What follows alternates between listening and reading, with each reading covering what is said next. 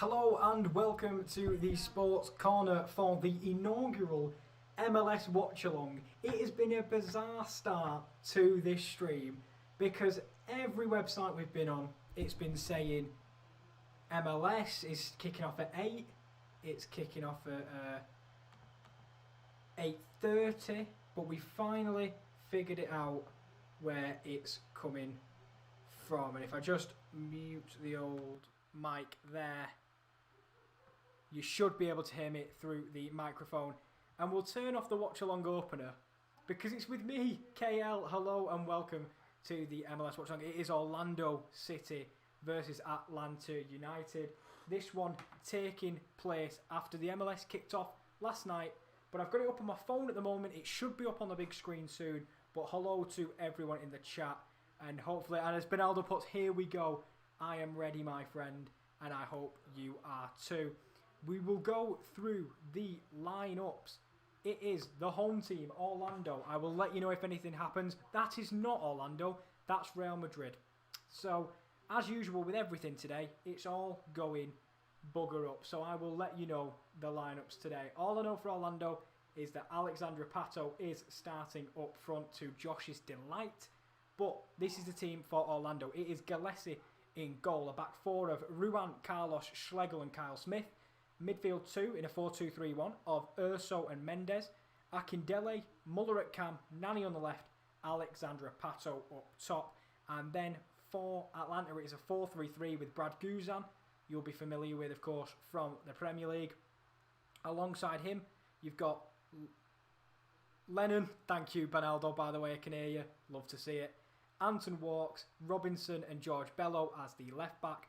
Midfield three, Emerson Hinderman, who also spent time in the Premier League with Bournemouth. Santiago Sosa and Ezequiel Barco as the midfield three. And the front three on this is Jake Mulroney, Lissandro Lopez, who has been around the block for longer than I can remember, and Marcelina Moreno. So that is the teams for this game, which has kicked off. We are about 5 minutes in to the first MLS stream, and I'll be honest, lads, it's been a tense start for both teams. I'm just looking now, Orlando, the team at home. It's a lovely switch of play to the left wing at the moment. If I'm not looking at the camera, it's because the phone is just down there. It's squared into the box, strike on goal, and just wide. But how are we all doing in the chat? It's nice to see the regulars and Kyle and Benaldo here. Obviously, Benaldo, you are American. This is your home league. Do you have a specific MLS team you follow? Because I know obviously you follow Spurs, but do you follow an MLS team? And Kyle, we'll have to try and get you an MLS team at some point as we go through this. But hopefully, fingers crossed, I'll be back tomorrow as well with a game that will be on Sky, so it won't be as difficult to try and get hold of. Because in England, to get hold of the MLS, usually it's on Sky. And if it's not on Sky, it's on a website called Free Sports. And I'm looking to my right at the moment, and Free Sports is playing the hockey as Atlanta are in round the keeper. And it's a good, strong palm by the Orlando goalkeeper, and it's been a good start to this one. I'm also going to be able to watch the commentary, or listen to the commentary I should say, at some point as well. But for now, it's on the mobile. It's a bit of a butchered start, but it's a good to get you all in the stream, and hopefully you enjoy it, because we are covering, of course, we cover the A-League on this channel, we cover the Bundesliga on this channel, we cover the Bundesliga, all that sort of stuff. And now we're going to add the MLS to that repertoire as well, hopefully for the foreseeable. We'll see how it works with the Euros, in conjunction with the Euros, because it'll be an interesting one.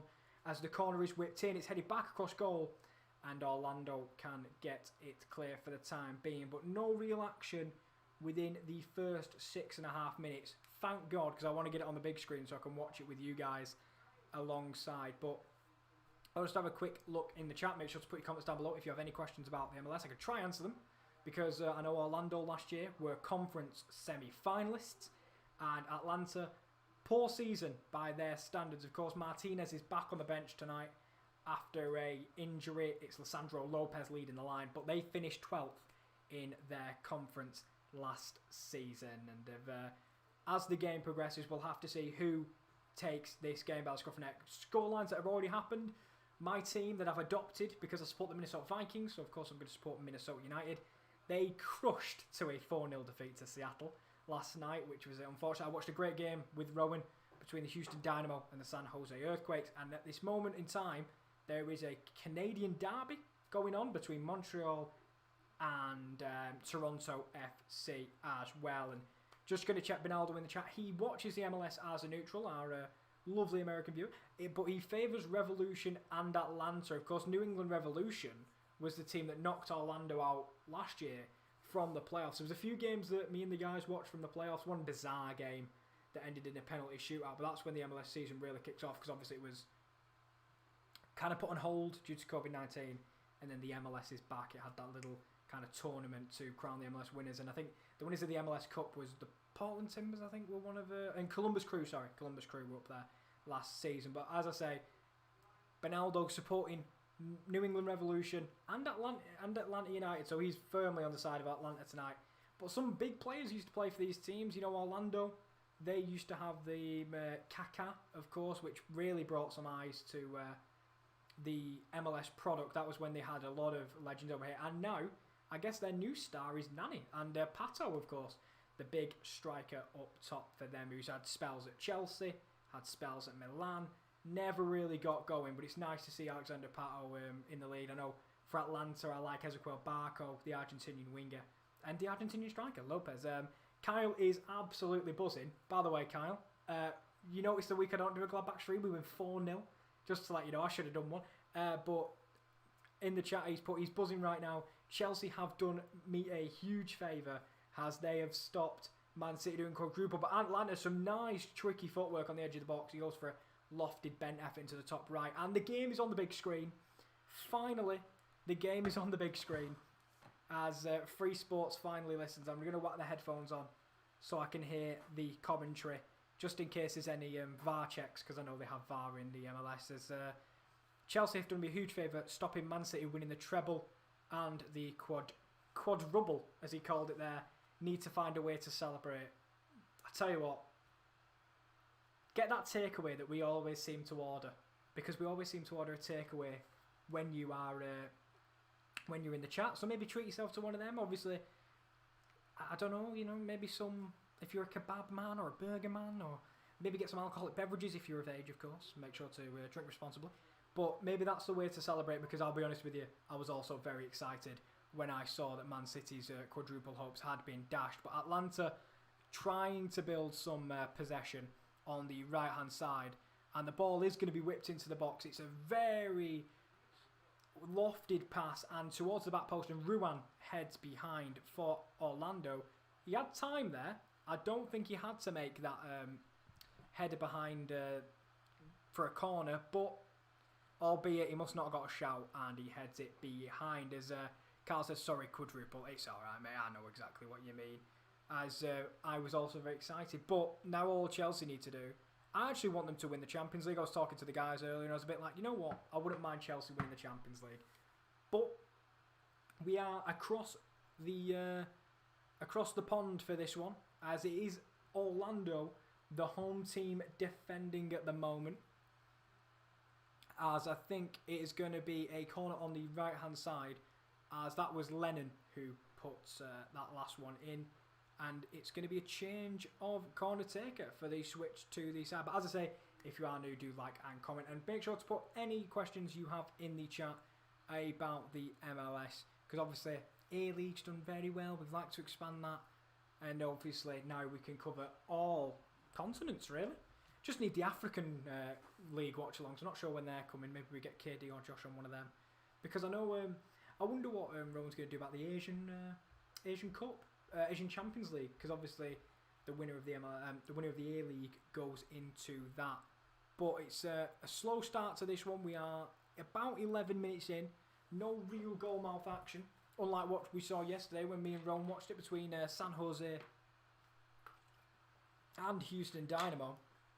But Kyle, let us know how you are celebrating if you are in the chat, because as you said, Chelsea are off to a final under Thomas Tuchel, and he's still in the Champions League as well. It could end up being a very, very good season for Chelsea if they can sneak into the top four as well.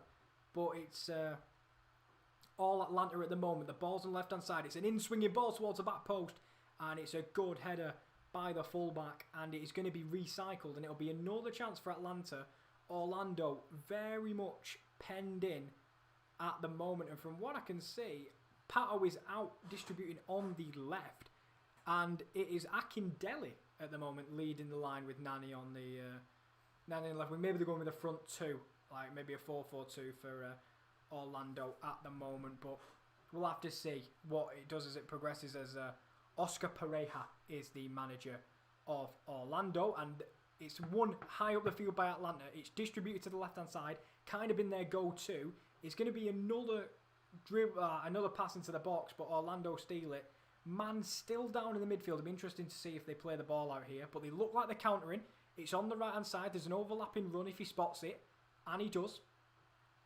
It's going to be Ruan into the box. It's Akindele, takes it on the chest. It's not the best touch from the big man up top, and Atlanta can come away with it. The switch is on to Lopez. He is one-on-one with the defender. He holds it up with his back to play, and I think if he just drives at the centre-half there, he's one-on-one with the keeper. But as I say, I will adapt to getting to know the league and getting to know the players as this goes along. But it's a lovely pass infield, and I was going to say, some attempt to dribble in and around the area by Atlanta, and it has been completely snuffed out by Orlando City. What I don't want is a rain delay, because I know in the MLS there's sometimes where they have storm delays because of Orlando and the weather, and we know we had that at WrestleMania. Of course, we didn't do any content for it this year, but we watched it from home, and the rain delays were an absolute disaster. So hopefully none of that I have to experience this year. But Kyle has told us how he will celebrate. He might be going into town tomorrow, so I'd be getting a takeaway and we'll savour it. I don't drink at all. Kyle? Neither do I. I am a non-drinker, so I'm with you on that, Kyle, mate. But I know that's because I know you tell me you're Irish, and the stereotypical thing is that Irish drink a lot. They don't have to, mate. You're completely fine. It's a lovely touch by Akindele on the edge of the box. It's a reverse pass, and it's a great rescuing tackle, and the referee says a corner. It was Junior Urso that was freed, the Brazilian central midfielder. Big fan of him. I think he's a talented player, but he made the onrushing run from midfield, but he was tracked all the way, and it is cleared for a corner. As Daz has put, hello. Hiya, Daz. You alright, mate? I hope you're doing well. I'm doing fantastic today. Hull and Gladbach both victorious. What a wonderful day for me it was. And he hopes Chelsea play City in the Champions League final. Well, it's looking likely. I mean, I was saying to KD earlier, though, don't know about you guys if you watched that semi-final. If Man City play that higher line against Mbappe, he will have a field day. So I'm not too sure if they adopt that same tactic. And obviously Zach Steffen probably... Edison doesn't make the mistake Zach Steffen made. Obviously Zach Steffen last season was in the MLS, of course, for a period. But now he's back with Manchester City. And I'm just seeing some movement by Nani as the cross comes in. It's towards the near post and it's headed clear to the edge of the box. And Atlanta won't come away with it. It's a giveaway of possession. It's Junior Urso. Looked like he was leaning up for a long range. He's gone wide to Ruan. Ruan tried to drill a pass into the box, but it was cleared. And yeah, let me know, obviously, if you guys have watched the Champions League, what final do you want to see? Because that is only 2 weeks away now. I would personally like to see PSG Chelsea. I think that'd be an interesting one. Thomas Tuchel going back to the team he used to manage. That's kind of not my dream final, but yeah, it's my dream final. As Valencia v Arsenal, I always love that.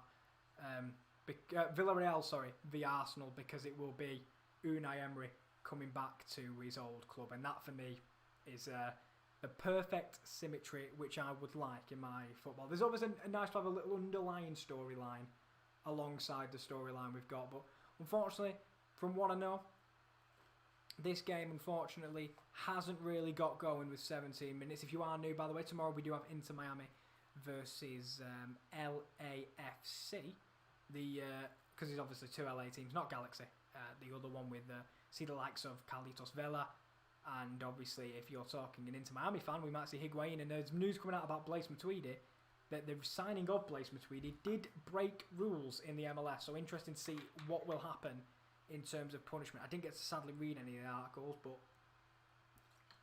Blaise Matuidi, former PSG and Juventus man, was signed wrongly, basically, by Inter Miami, and I'm not sure what ramifications they face. If anyone knows, do let me know in the chat. I've not had a chance to read up on it just yet, but I will surely read up on it before tomorrow's big game. As Kyle, I think you're kind of agreeing with me that PSG will destroy Man City, and I think with the way Man City play, but Orlando have given it away at the back, and it's a really good recovery by the left centre-half. I can't tell if it's Carlos or Schlegel, but it's a brilliant bit of defending after nearly giving the ball away.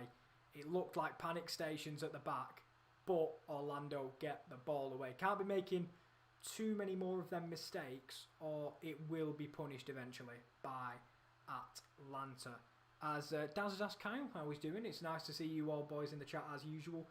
What I do like is that you're all sticking together, because, you know, we do cover many leagues in here, and if you've been watching the Bundesliga today, we had a watch along with Wolfsburg and Bayern, of course. And what a game that was. If I could get anything like that, I'd be very happy. It's a lovely switch ball into the middle. It's a great saving block. And they attempt to chip the keeper and they don't get it. But an incredible block by Carlos there, because it was a great switch of play by Atlanta and a rescuing block by Carlos at the back. I'm just seeing if the lineups are right, because I'm looking for number 24, Kyle Smith. There you go. He was also involved. But now Orlando have their chance to counter. Fast pace here now, and it's on the right, and he cuts inside. It's another saving tackle, and I was going to say a foul on the edge of the box in inverted commas. For me, it was definitely not a foul. It was worthy of a free kick by the referee, and the referee seems to agree. And Atlanta can bring the ball out. And one thing I did notice when I was watching the MLS last night was referees extremely lenient in some cases in these games. I remember we was watching San Jose v Houston yesterday, and there was some nasty challenges going in. Very different to what you'd see in the Premier League. But all the same, still a very good game. As I may have to plug this laptop in at some point just to save some charge. And I will do that right now. Do not leave. I'm just going to put the Sports Corner logo at the top. And the game reveal, which I've done the wrong thing again. I will eventually find it. The watch-along opener. I'm just going to be back in 1 second. Which, there we go. But I will keep you up to date as I just move my wires to make sure I can plug this in, so we do not lose any connection during the game, because I cannot deal with what I had to deal with during Gladbach a couple of weeks ago. Kyle will know everything goes wrong when I'm on stream, and Josh, the hero that he is, has to come and help me at some point. But here we go. As Kyle did reply, Daz, Kyle is absolutely buzzing. And obviously, I think most of us are, if we're proper football fans, we're happy that no one's doing the quadruple. I like it to be competitive. I know it would have been history and stuff like that, but I'm glad that it's competitive, because I don't like seeing the same teams win everything. That's why I think I'm a big fan of the Bundesliga. Obviously, I'm a big fan of American football, where things change constantly. That's more of my thing myself. But if I could pick anyone, but I will stop for a minute, because Lisandro Lopez is free on the left if he wants to be freed. And unfortunately, I think it was Mulrenny was making an attack forward, and he just had to square it to Lopez. He's in a little bit of better position, and he doesn't get freed. And unfortunately, Atlanta's big opportunity going forward is snuffed out by the defence of Orlando. As Chris is in the chat, hiya Chris. It's nice to see you as always, mate. I hope you're well. Obviously, maybe you're excited that City aren't going to do the quadruple, as they were the team that was kind of going neck for neck with Liverpool last season. So let us know how you're feeling about that semi-final. Did you watch it? Because I did. Wasn't the greatest game. I watched Leverkusen Cologne at the same time, because obviously it affects Gladbach. That also was quite a good game. It ended 3-0. That one wasn't too bad, but the Chelsea one wasn't very good at all. And this one so far, I think, is yet to really kick into second gear. Some fast-paced stuff when they're going forward, but too many mistakes in the attacking areas, in my opinion. That's my big thing. But nice to see you, Chris, as always. Let us know how you are doing, mate. as a stoppage in play, as one of the players fell on the ball, and this is like Orlando's kind of yellow wall, safe standing. I'm just seeing now and just trying to gauge the noise, how much if the stadium's getting a little bit rocked, but not at the moment, and everyone is social distance and wearing face masks. Because if you're in Florida, they've been holding everything. They held the UFC, they held Mania, they've held everything. Have Orlando, but specifically the state of Florida in general. But yeah, some safe standing seats behind the goal, which did look a little bit, we'll call it the purple wall, why not? Some nice tricky footwork that will earn a free kick, this time by Chris Muller, who seems like a tricky player when he gets on the ball, and he goes for a lofted pass over the top to Nani, and it's safely into the hands of Brad Guzan, who you guys, obviously, some of these legendary players, legendary is a bit much, but players that played in the English game, Guzan, Nani, Pato, all them players on show, and I'm sure as time progresses, if you watch the A-League, they've got like Callum McManaman from Wigan, lots of niche little players that have played in the English leagues, the Premier League, the Championship, and stuff like that, and players that have been around the game for a long time, like the Alessandro Lopez, and some younger players like Ezequiel Barco, who is a very talented youngster indeed. But on the right hand side, it's Lennon. His cross is deflected, and it will be Orlando's turn to come forward. As Chris has put, I don't really have a problem with City. That's fair enough. It's just me, maybe. I hate them. I absolutely hate them. Maybe it's just me. Couldn't care less who won, to be honest. Don't have a problem with either team. Chelsea deserved to win. Set up really well. They did set up extremely well. As Pato holds the ball up, he brings Ruan into play. And Nani's taking a more central role at the moment. He goes to Muller. He's got Junior Urso on the left wing. We'll see if he can get the ball into the box. He rolls it to Muller. And then it's to Urso. It's some lovely stuff on the edge of the box. Urso's going to line up the curler. And he curls it into the purple wall behind the goal. But that's the first nice bit of build-up from Orlando that we've had in this game. As we are now 25 minutes in. But as I say, Chris says they deserve to win. I'll be honest, Chelsea were much the better team in that game. And I do believe that Tuchel really did deserve that victory. I thought they could have had a few more.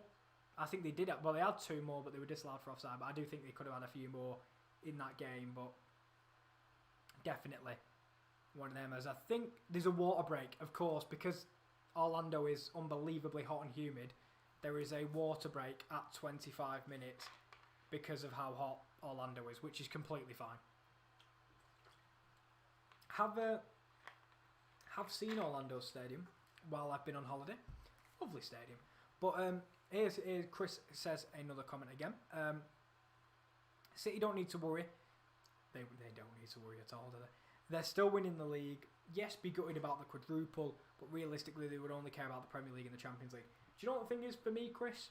For me, I think even if the league, I know they're going to win it, but even if they weren't, for me, Pep Guardiola has to focus on the Champions League because he's never won it with Manchester City.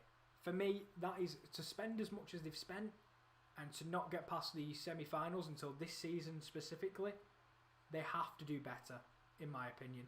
And this season, I do think might be the year. We'll see how PSG do, because obviously, Kyle, you said earlier, you think PSG will dominate, which I could definitely see happening with the Highline City play. Mbappe and Neymar could run wild, but we'll have to see as time goes on. But just at the moment, hydration break. So any comments, any questions, please put them in, because this is the first time I think we've had to... this is the only league that we've had to... I don't know about the A-League, but maybe the only league that's had to handle a water break midway through the game. And now what I need to remember to do is have water break filler. Like, I need to have something ready for when hydration breaks occur, when I'm covering the Orlando teams or the Florida teams specifically. So there we go.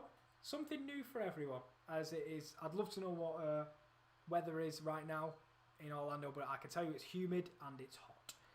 But Chris has put, I'm just feeling my usual self. Carl Drew 0-0 with Port Vale.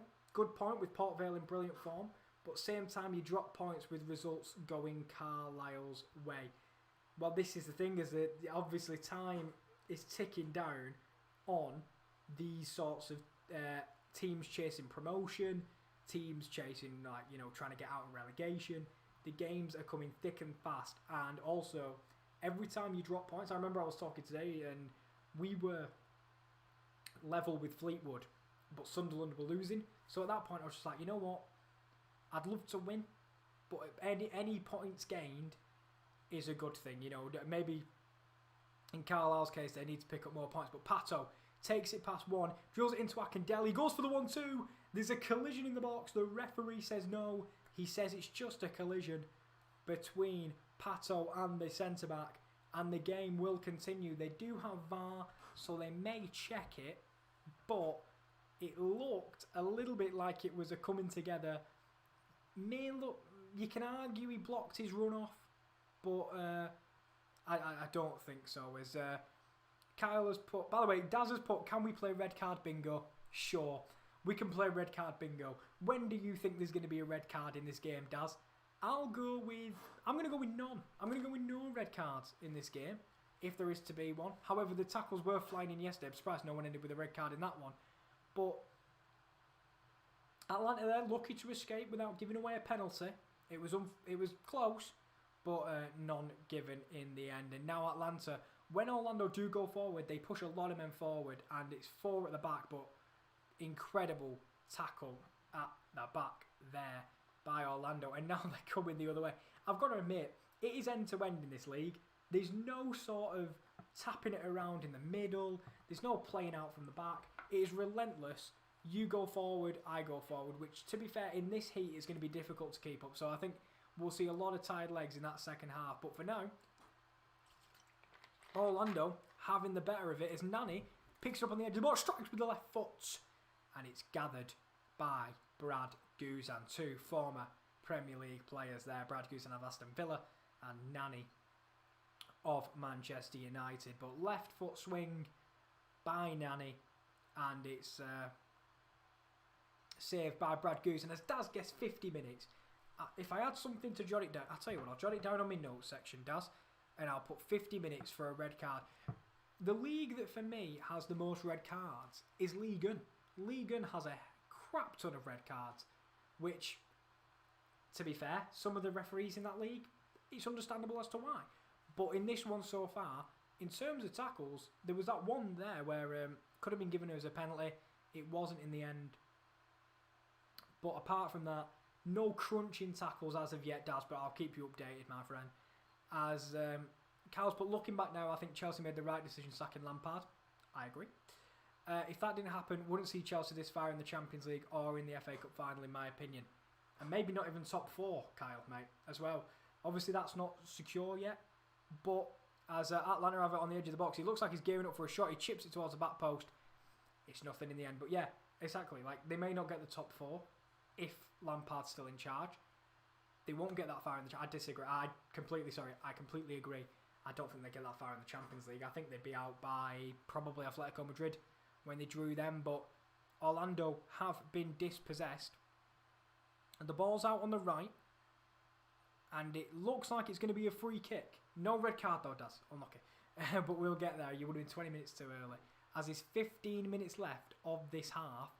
And nothing much in terms of note to do at the moment. As Carl, I completely agree with you. And Chris has put, but Carlisle gained a point on Newport in the final playoff place. Newport lost today, didn't they, to Cambridge, I think.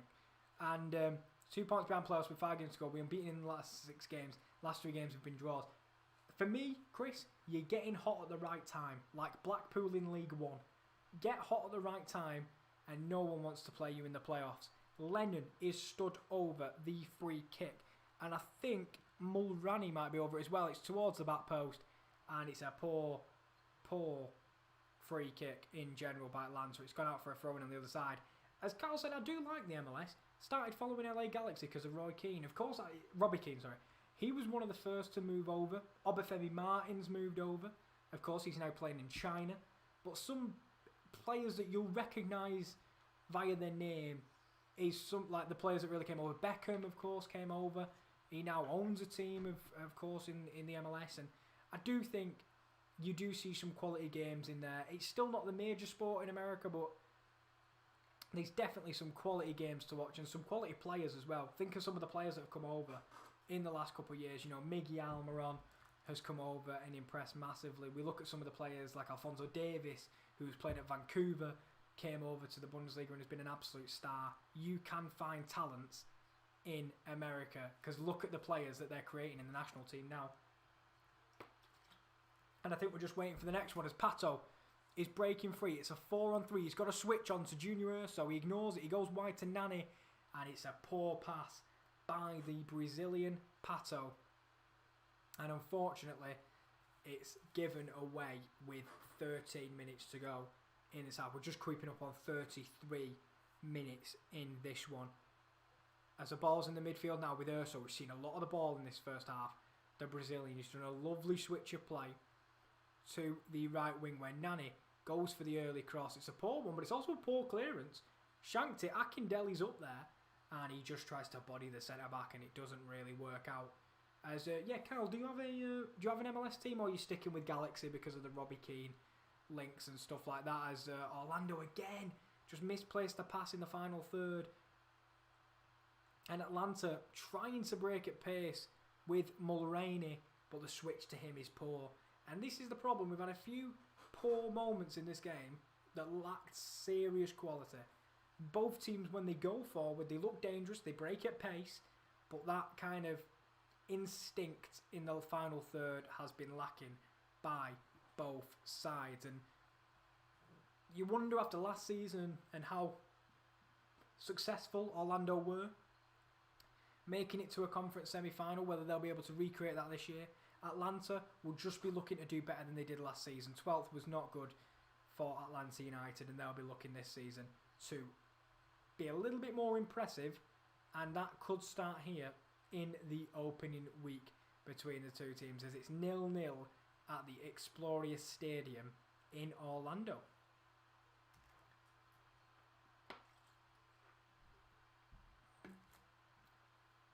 And Chris has put a comment in the chat. He's put, I'm still confident we can make playoffs. Makes a change. I'm usually negative. Same. At some points, I'm very worried. I'm like, every time like we go down or we go up, like today, even when we're 2-1 up, I'm always worried that we're going to concede or something silly like that. As I'm still confident to make playoffs. I'm making a change. I'm usually negative. We've become hard to beat recently. We've got Bolton and Cheltenham still to play tough, but are bearable. Bolton lost to Grimsby. Yeah, I think it was 1-0. Or was it 2-0? 1 or 2-0 I saw today. Grimsby beating Bolton. And Bolton could have really put the pressure on. Cheltenham are a tough team. At least you don't have to play Cambridge. I know they're impressing a lot of people at the moment. But there's a foul on the right side there. We did get a prediction, by the way. Don't worry, Kyle. I did get the 70th minute for red card bingo. I've got it in here. Don't you worry about it. As that was a foul on Mulroney by Kyle Smith, and Mulroney looks like he's going to be the one. By the way, pronunciation, if you guys know, Bernaldo probably specifically, if it's Mulroney, let me know, or Mulroney, or I was saying Neuhaus wrong. For Kyle reminded me how wrongly I was saying Neuhaus, and now I can't stop saying his name like that. Which thank you very much, Kyle. I'll get to your comments in just a moment's time. As there's going to be a cross into the box, and it's kind of gone all the way to the back post. It's hit on the half volley, deflection past the post. It was deflected off an Orlando City defender, and will go behind for a corner with 10 minutes to go. Can Atlanta get the goal away from home? Emerson Hindman it was with the strike, formerly of Bournemouth, again another player that spent some time in England over the last couple of years. As I think we're waiting for another ball. We are. It's going to be Lennon to take the corner, the right back in today's fixture. And Bernaldo Mulroney, the right winger, Mulroney. I don't know if I'm trying to see if that's how you pronounce it, but it's a good ball into the box, and it was a near post header that went over the top of the crossbar. Another good chance for Atlanta. And this time it was Marciliano Moreno with the front post header. But to be honest, it's one of them. The pace is already on it. He tries to glance it towards goal. And it's just gone over the top of the crossbar. But a really good chance for Atlanta. And probably one of the better chances of this first half. It's now with that break in play. As Nani chips over to the top, Pato. Guzan's out. I think it would have been offside anyway. The offside flag has come up a little bit later. And they've allowed it to go on, which is fair, by the referee. Right, let's go up. Sorry, boys, for missing some of the chats here. I will get to them. I just thought that corner may have come to something. Mulroney. Thank you very much. Mulroney. Thank you. Thank you very much, Kyle. Pronunciations, absolutely quality from you. If I ever need a language coach, I'm going to Kyle. I'm going to Kyle. He's doing bookings in the chat, let him know. Chris has put, if you want playoffs, got to try and beat them teams like Bolton and Cheltenham. Completely agree with you. Beat the teams in and around you. Same for relegation, same for promotion. Beat the teams in and around you and just don't lose silly games. That's always my advice.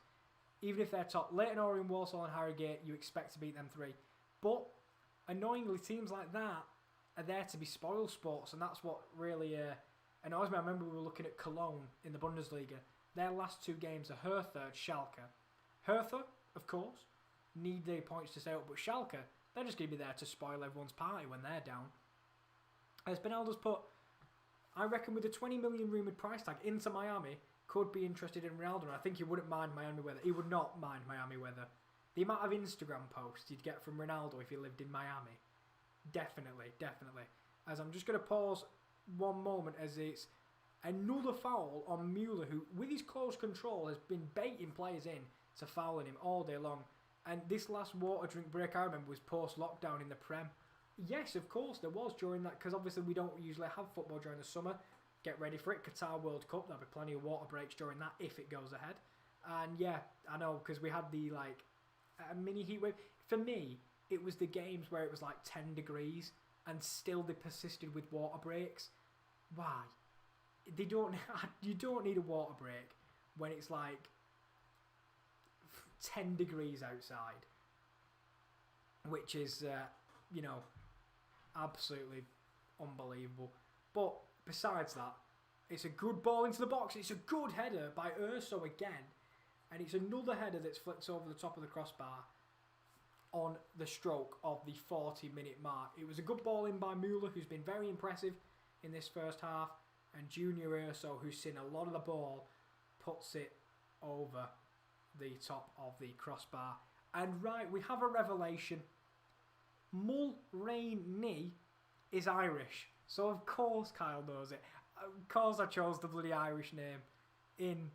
I can't believe it. So yeah, that's fair. You are the man that I'm coming to for any Irish names in the future. I don't think there's any that I need to know off the top of my head. But if there's some... No, there is one, Kyle. Because I remember I was watching some FIFA content the other day. Matt Doherty. Apparently you don't say it Doherty if you're Irish. You go Doherty or something like that. Don't excuse the terrible accent. As Akindele has his back to goal in the box. It's some decent footwork by the big man, using his strength, and I think it's going to go out for a corner for Orlando with 5 minutes to play. As we do know that Kyle's MLS team is LA Galaxy, that's fair. Chris, we need to get you an MLS team, and Daz, we need to get you guys an MLS team. I'm going to try and create an MLS contingent through with us all. And obviously with New York City, they have an affinity with Man City. I don't think there's a Liverpool one, sadly. But maybe they're linked to 1 or 2 clubs over in America. As Nani's corner, the whistle has blown. It's going to be a stoppage for a minute because between Pato and Bello we're having a little bit of tit for tat in the middle, and the refs just paused it. But Nani will now have a second attempt at the free kick. Whipped into the middle of the box. It's headed! And it's headed wide. There was about 3 men going for it, and I think they all got in each other's way in the end. And it was the big centre-back that got onto the end of it, Carlos. And I'll tell you what, there's 3 of them and they all hit it, one after the other, and it doesn't trouble Brad Guzan in any way, shape or form in this one.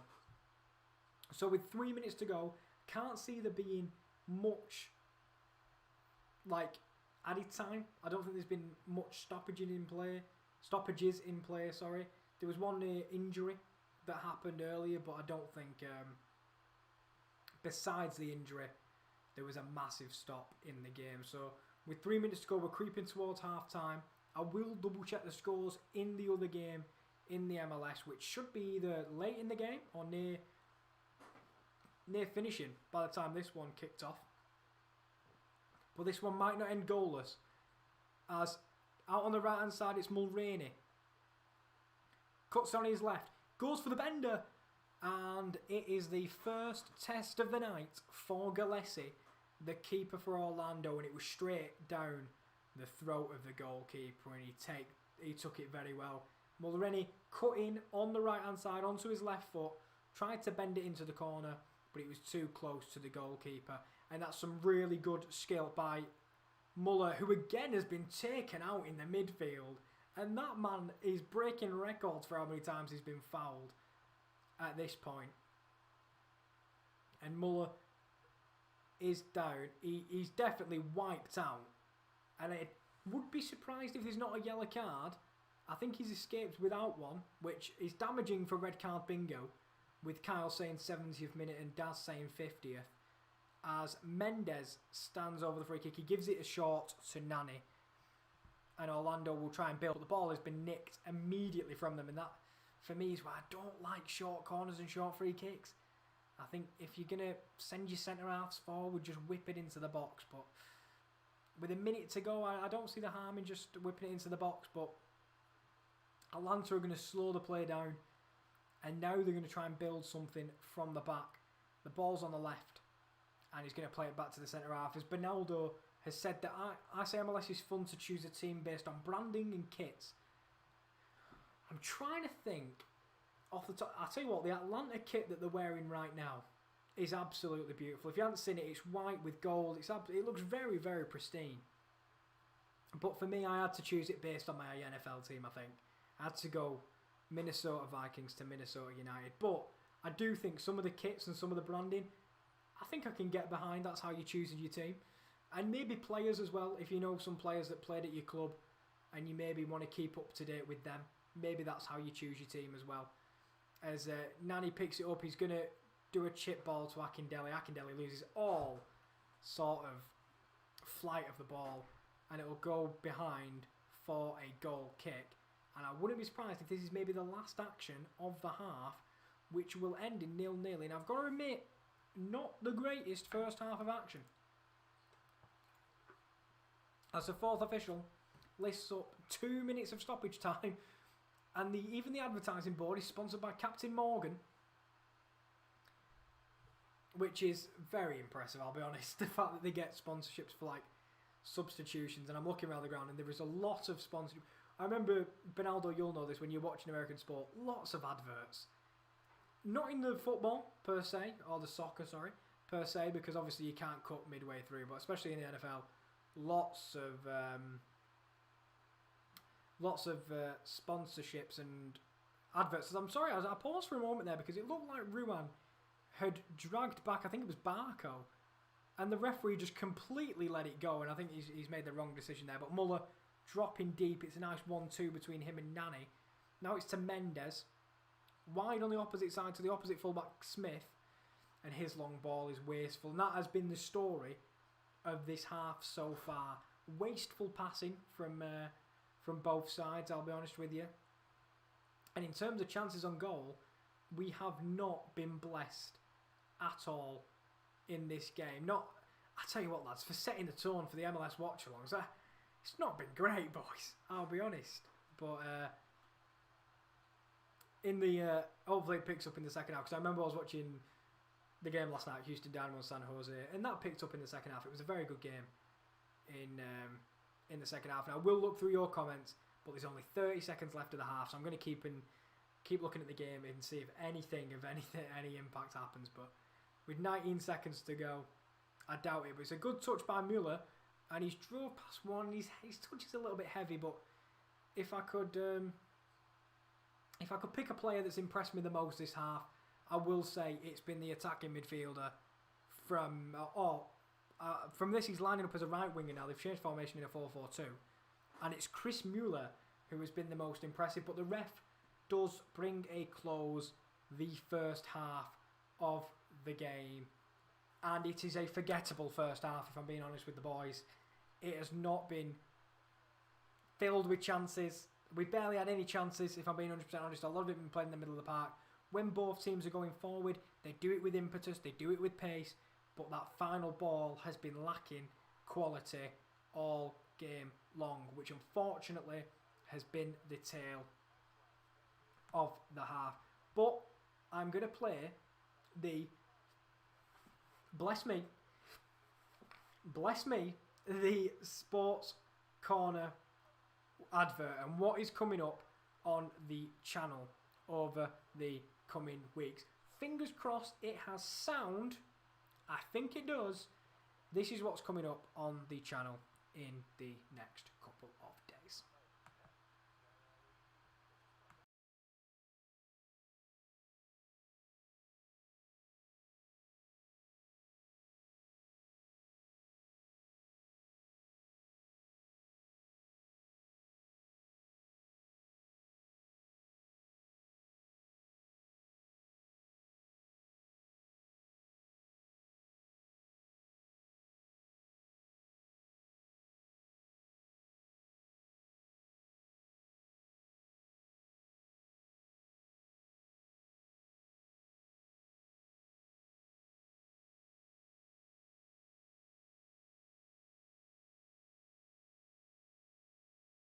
Came back a bit soon there. I would look to the right to see if it had sound.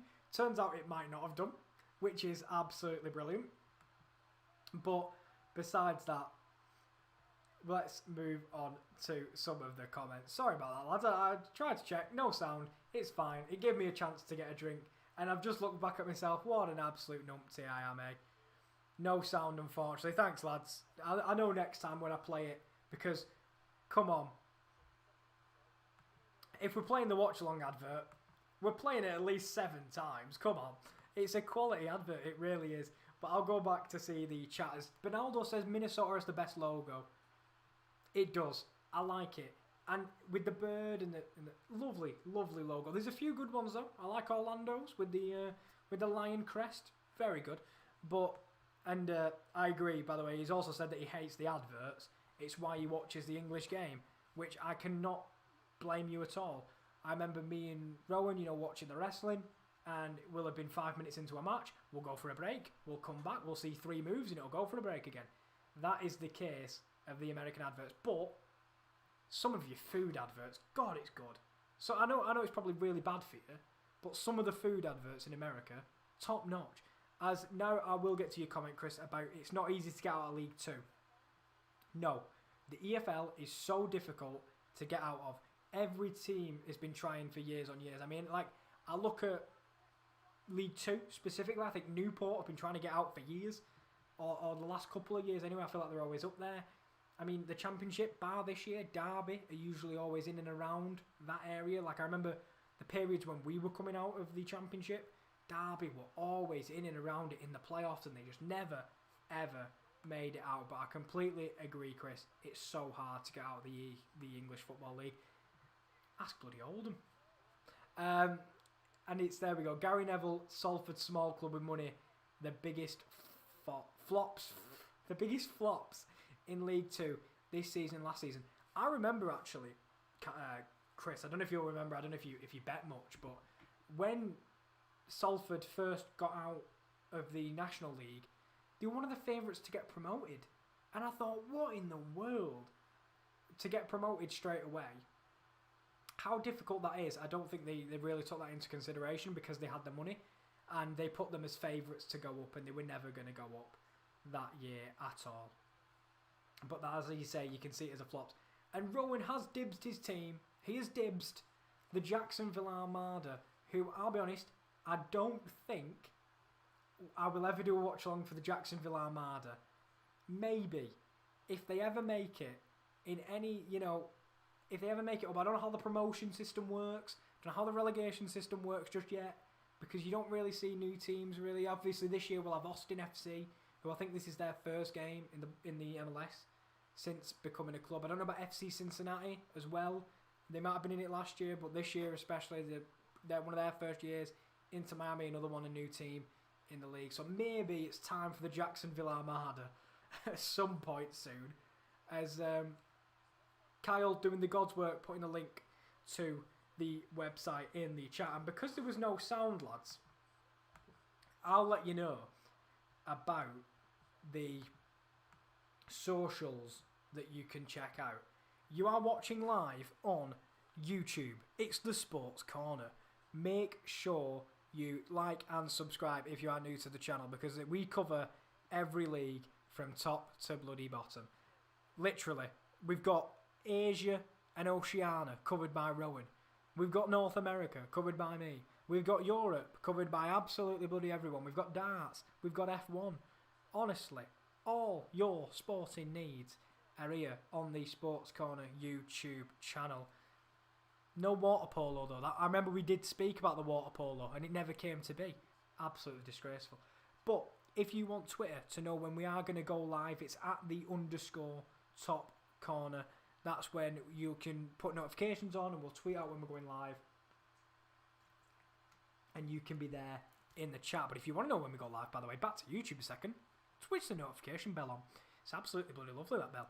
And the website, as Kyle very politely linked in the chat earlier, thank you very much, my friend, is thesports-corner.com. The most recent articles on there was the story of the Europa League Night 1 and Night 2. There will be more on there soon enough. It will be most likely, I think, something to do with the NFL draft, which is upcoming, because we're going to get something on there. And Instagram is the _sportscorner_.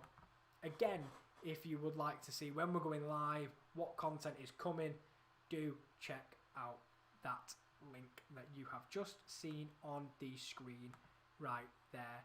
But I will go back to the comments, because as Chris says, I'm going to play the Watchalong advert. Bless me, that's a new one. I know, mate, I never play it. Honestly, I should play a bit more, if we're being 100% honest with each other, Chris. And you know what? Because you've asked, you'll get another one before the end. As Bernardo's put, yeah, that food is good and bad. That's the problem, isn't it? Like, I'll be honest, the amount of, like, adverts I see over there that have been, like, for Denny's, which is great cheap breakfast, by the way. I'm just going to promote American food joints at this point. Like, Denny's, you've got Wendy's, you've got, obviously, McDonald's, but supersize. Arby's, we have the meats. You know, quality American adverts. And, yeah, the food is good for you, but bad. And, no, I don't think there's a promotion system. No, sadly not. Maybe you have to do... It's weird, because maybe you just have to be big enough. I don't know. But you've got to back Duval. I did my best for you. I'm more of a Skull man myself, but it's alright. Back the Jacksonville boys. Even if they... Mate, it's like supporting... I don't want to say league. It's like supporting a National League club. Like Halifax. There you go. Got Halifax, got Jacksonville Armada. Level. As Chris has put, they were one of the favourites because of backing. But sorry, you need to go out there and perform on the pitch. Not money. Look at Cambridge this season. No one expected them to be where they are. Exactly. Huddersfield, when they got promoted, they were, you know, the minnows in the playoffs. They somehow made it all the way through and got into the Premier League and stayed up a season. Sometimes, it's as you say, it's not the people that the fans are betting on. I know what you mean, yeah, the more people that bet on it, the lower the odds go down, because they don't, yeah, completely makes sense. But I just want to know what people were betting on them to go back. And I'm just going to see, is there anything wrong with the sound? Do let me know, guys, if there's something wrong with the sound. I don't think there should be, but do let me know if there's anything wrong with the sound. Because it's not been bad so far. I'm looking at the mic just to make sure. Just let me put it on mute and I'll have a check. Doesn't sound like there is tubs, mate. But if you just keep me updated, my friend. I think the sound in terms of maybe the Watchalong advert, which I'll be honest, tubs, it was a nightmare really. I tried to play the Watchalong advert with sound and nothing came out. So I'm going to have to do the voiceover myself. honestly. And no, I can hear you fine. Thanks, boys. But nice to see you, Tubbs. Always in the chat. Good to see you, mate. I hope you're doing well. And I hope that we see you in... Tubbs, while you're here, if you are here, choose an MLS team to support. Or maybe you already have one.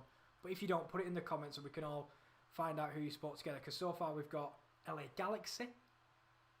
We've got Jacksonville Armada. We've got Minnesota United. We've got New England and Atlanta. So let us know, Tubbs. It's alright, mate, if it's yours. I could turn it up a tiny bit on the old snowball microphone. Maybe that helps you. Maybe that helps a little bit. But I can speak a bit louder if you want. But I don't think you want to hear my voice at all. But it's lovely to see you, Tubbs, mate. It's been a while. It's been a whole 4 days. Which, you know, I've been having withdrawals, my friend. It's nice to see you, as always. As Tubbs, he did ask, is Ezequiel Barco playing? He is the Argentinian winger. Not been in the game massively so far. So I will keep you updated. But he's not been in the game. I'm keeping my eye out, though, the young winger. Just to see if he's creating anything. Don't worry about it. And Bernardo, my home team of New England has a player linked with Sporting Lisbon. Tajon Buchanan. Happy for him. And you know what, Bernardo? This is what we said about some players that have come over from like the MLS and stuff. And they do, if they sign for a player like Sporting... let me get my words out. Sign for a team like Sporting Lisbon. You've seen what players they've created over the last couple of years, Lisbon. It's a good place to go. And I think he'll obviously improve massively under... As much as he'll improve at New England, I think it's absolutely brilliant if he goes to Sporting Lisbon. If he can even get some game time, that'd be brilliant, mate. That'd be absolutely brilliant. As Tubbs has told us that his team is FC Dallas. Same owner as Bayern. See, there's a link. We've got branding, we've got kits, we've got players, we've got owners. Everything's got a link, as that would make sense. FC Dallas have got the same owners as Bayern Munich. Which wouldn't surprise me if maybe in the future then we see some sort of maybe link up between the two teams, because obviously you saw Man City give people to Melbourne City, give people to New York City and stuff like that. Maybe we'll see that with Dallas and Bayern, which would be pretty cool. As Bernalo's put, the kits for LA Galaxy and Cincinnati are very nice. This season's, because I'll tell you what, I'm going to have a look for. I'm going to have a look, because I saw the, I think Tubbs put in the chat, the Atlanta kit, if you're talking about the white one, it's absolutely stunning. The one they're wearing right now is absolutely beautiful. It's white with like gold and But I'm going to look at the LA Galaxy kit, which I was going to say I'll see tomorrow, but no, I'll see the LAFC kit tomorrow, which is the one that's got, or was sponsored by YouTube. And if it's the kit I'm looking at now, with the kind of faded stripe, or is that an old one? Because if it's the new striped one, that's very nice. But you'll have to let me know, Bernardo, if I'm talking about the right one. But it looks like a faded stripe, because that is absolutely beautiful. I've seen the away kit. That home kit is lovely, if that's the one. It is as well. Yes, the LA Galaxy kit is absolutely lovely. And now I'll look at the FC Cincinnati kit while I'm here, because second half will be underway shortly. And it says dynamic home kit. I like the LA Galaxy one better, you know. I'm a big fan of the Cincinnati, but the Cincinnati away one's lovely, actually. But yeah, lots of good kits in the MLS this season, boys. So if you want a new kit, go out and get yourself an MLS kit. But here we go. I'll go back up to the top. The Atlanta kit, though, the one I picked up today, lovely. And Rowan is going to back LAFC because of the YouTube sponsorship. Makes sense. If YouTube could now promote us, right, I've got it, lads. If we do LAFC tomorrow, we should be on trending page, get sponsored by YouTube. We'll see. We'll have to see. And Roma bought an FC Dallas player in January, if I remember correctly. They did. They did, because I remember, because we were writing obviously pieces for the website, we were keeping up with deadline day, and they did sign the young American from FC Dallas, that I do remember. Was he the fullback? I think he was a fullback. I'm not sure. Was he a fullback or a winger? Maybe neither, but I think it was one of them. But I do remember reporting on it. As just gonna say, just thought I'd promote my league. Graham Burke of Shamrock Rovers going to beat from the halfway line against Derry City on Wednesday. Goal of the season contender. Kyle, if you have us on Twitter, if you can find a video, and this is not me just promoting my Twitter, by the way. If you have a video, genuinely, link to me on Twitter if you have it. It's that in the chat, and I'm not just promoting myself. Honestly, send me the video if you can do, because I love a halfway line goal. This is just shameless promotion at this point.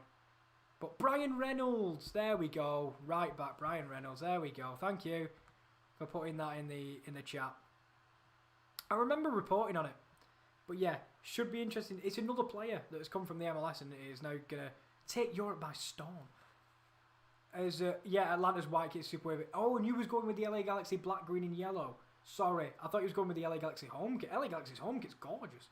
But FC Dallas kit sucks. Which I've just seen from Tubbs. Bayern 2 has a new signing from FC Dallas, Justin Shea. He's going to be a good one. I mean, the way that Bayern kind of building players at the moment. Chris Richards as well, he's on loan from Bayern Munich. Unbelievable. As orange and blue are a perfect combo. Orange and black myself. Maybe the whole city buyers coming in. But I'm going to go with orange and black. Contrasting colours. And yeah, Brian Reynolds was the defender. Right back that was thinking. And sorry, I've just strike from the edge of the box. Straight into the heart of Guzan. As this game has just kicked off in Orlando. Off to a quick start. But Kyle, if you do have that video, do send it me on Twitter. Because I can't wait to see it. As just in case you were wondering, by the way. Wolves, Sheffield United, 0-0. I don't know if any of you guys are keeping up with it. Norwich, Bournemouth is 2-1 Bournemouth. But they're already promoted, so it doesn't really matter. But, and then also, I'm just seeing in the Copa del Rey, it's Bilbao 0. Barcelona 0. So pretty dull affairs in pretty much every league right now. As just going to get this game back underway. There is a half-time substitution. Akindele is off for Andres Pereira. Not to be confused with Andres Pereira, the former Manchester United player. It's Andres Pereira who has come on for Akindele. Not much to report on the big man from the first half. He used his strength well on occasion, but I don't think they played to his strength today. And he's been replaced, sadly. But did we see Musiala today? We did indeed. He obviously went off injured, which is not a great sign. But basically, you know, without Lewandowski, they needed someone to step up. And of course, Choupo-Moting stepped up massively. But Musiala did that indeed. And unfortunately, heartbreaking. Oh, Kyle, man. Can't access his Twitter account. Been so long since I've used it, I've forgotten my username. That's alright, mate. And obviously, you need your username to reset your password. It's fine. I had my fingers crossed. I'll try to find it myself. Because you can't beat a halfway line effort. If you watched Rowan's A-League stream the other day, check them out every Friday morning. Shameless. Chris, I only played the Watchalong advert once. We'll get to it at the end. I'll get another one. Sorry, Chris. As yeah, if you watch A-League Fridays, or whenever they're on, they're usually a Friday, but there may be a big game that comes up. So during Rowan's A-League stream, there was a man that had a hit from the halfway line, hit the crossbar. Absolute limbs if it would have gone in. But unfortunately, hit the crossbar. I'd love a halfway line effort in this one, but I don't think we will. With Ruan inside out, beautiful by Ruan, and cuts across, and Ruan is hyping up the crowd. You absolutely love to see it. And Bernaldo, the goal, if I look back up in the chat, my friend, was from Shamrock Rovers, Graham Burke. Shamrock Rovers. Ruan, sorry, just absolutely turning, I think it was Bello, inside out. Beautiful bit of skill from the winger. And it's crossed in, the fullback, Ruan. And the first bit of real quality in this game. And I love it how he hyped the crowd up immediately afterwards. which that's one thing I wish we had more of. I know it's usually late in the game, but when players hype the crowd up and they react, it's absolutely lovely to see. And I've been mentioned by Bernaldo. I've spotted it. Cheers, my friend. I'll have a look at it after this attack as Pato holds it up, goes for the reverse ball, and it's poor in the end as one of the Orlando players goes down with a head injury, and I've been tagged in it, and I'm just going to have a look without sound, and I'm just going to say, Graham Burke, oh my lord, that is stunning. That is absolutely stunning from Graham Burke, from Shamrock Rovers. And was it to make it 2-0? It was. So basically see the game out. That was only in the 38th minute as well. That is unbelievable. Thank you, Bernaldo. Thank you, Kyle, for both telling me about that goal. 38th minute in the game, and he hits it from the halfway line. That is an absolute beauty. If you haven't checked it, go check it out. Please go check it out. And I'll come back to your comments. Sorry, I got distracted by the amazing Graham Burke goal. You know what, Kyle? I don't blame you. Big up the Irish League. Irish League watchalongs coming soon. Don't quote me on that. Chris has put, actually, I'm confident going into the Bolton game. They are beatable. Lost to Grimsby, exactly. So there's hope there. We are mainly fearing them because of the size of the club and the name. Yep, Bolton are a big club. They're having a good season. They've got some very good players. I don't know if everyone's fixed. I don't really watch League 2 too often. And, sorry, skipped a tackle. It's drilled into the box and there's a tackle off the ball. And it's going to be hit from range by Urso. And there's someone still down in the box. I'm just seeing if maybe they check VAR with this. I doubt they will. Because it didn't look like a bad tackle. It just seemed like a coming together. Again, but there was a player down in the box for Orlando. But I don't think the referee's going to give anything there. As, yeah, sorry, back to Bolton. I thought there was going to be a penalty, but back to Bolton. Big team, big players. Owen Doyle, probably one of the most clinical finishers in the lower leagues of the Football League. And overall, definitely beatable because obviously they lost today to Grimsby. Sorry that took so long for me to get out because of bloody a distraction by the game I'm watching. Distraction by the game I'm watching as Atlanta do come forward on the right hand side here. It's played out wide right. See if he's going to cut inside his left. I think it's Mulroney again. He chips towards the centre of the box and it's cleared quite easily. As, yeah, we do consider Ryan Brewster a flop at Sheffield United. Do you know what? I agree with Bernaldo. I think it takes time. I think he's a player that has proven, especially at the Championship level, Tubbs, when he was at Swansea, he can finish. He was, I think, exactly what you said, he will do good in the Championship, most definitely.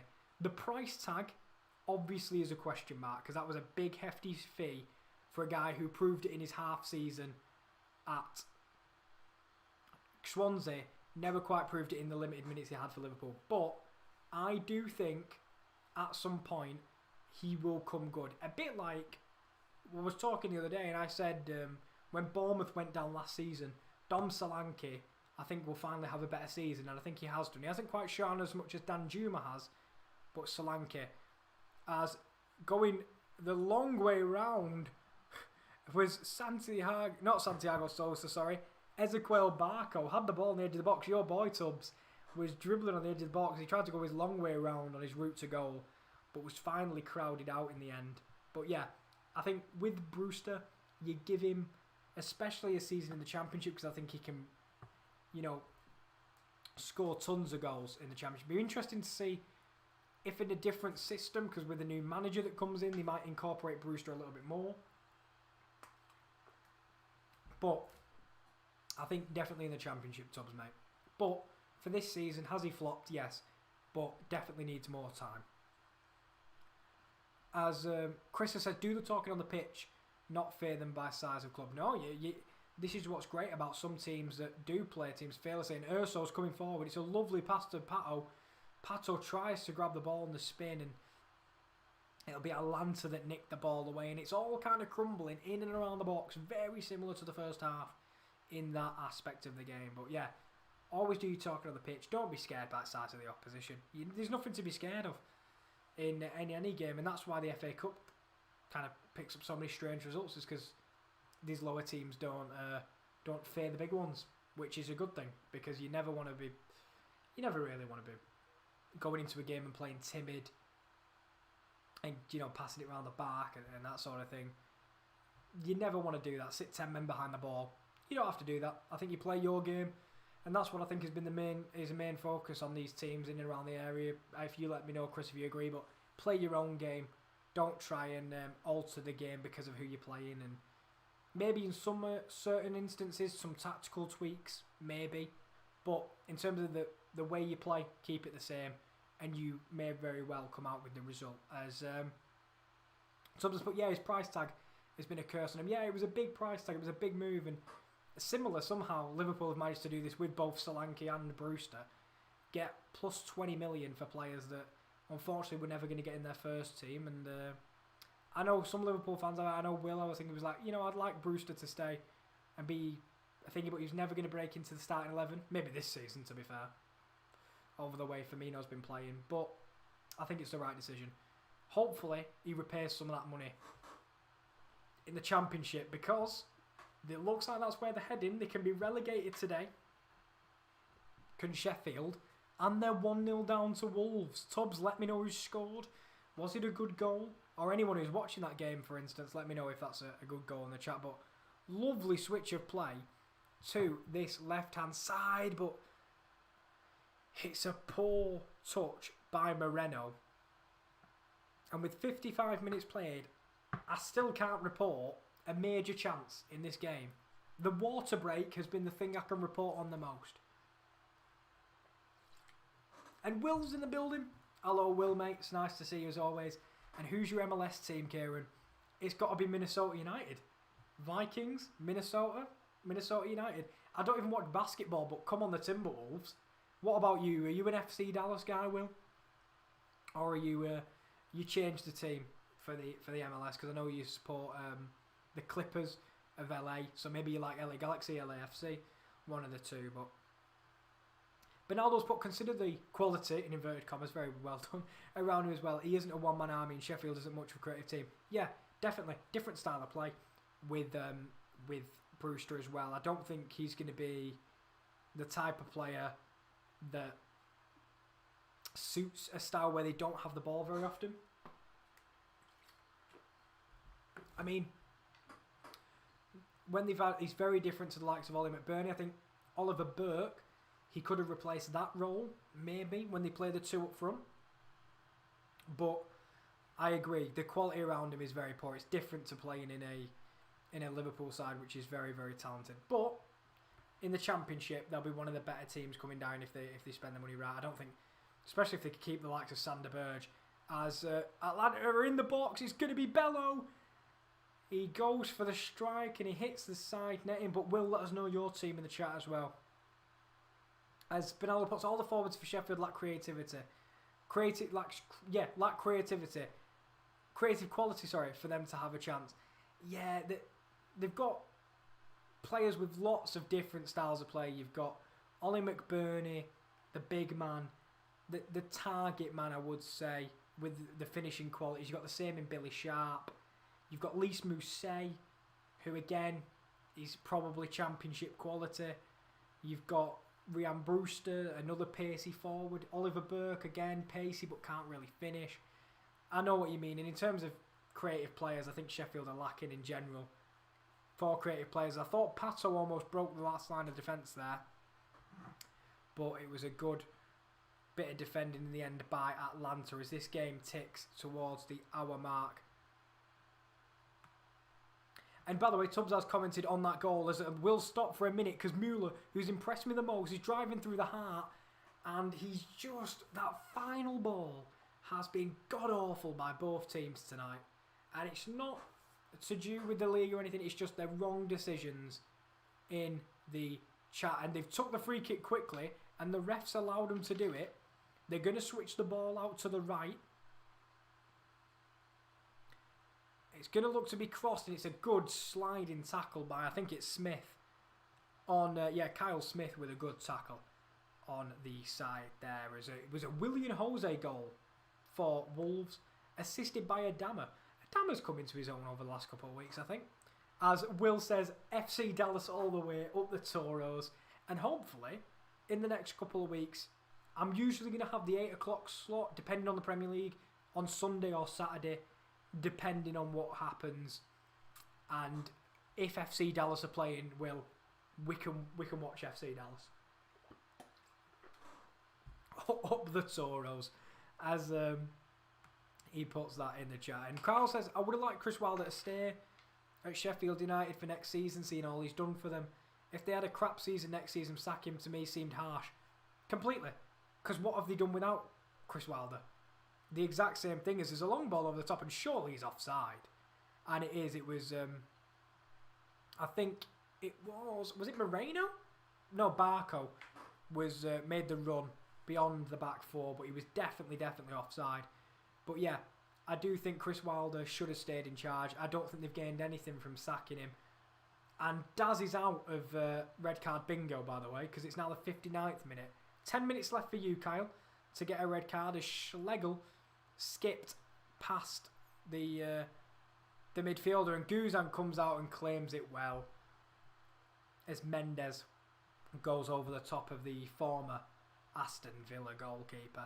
And Tubbs feels bad for Ollie Burke. He was overhyped when he was a teenager. Yeah, he's been in and around it, and he's been to the likes of, I think he spent time at Leipzig. It was poor.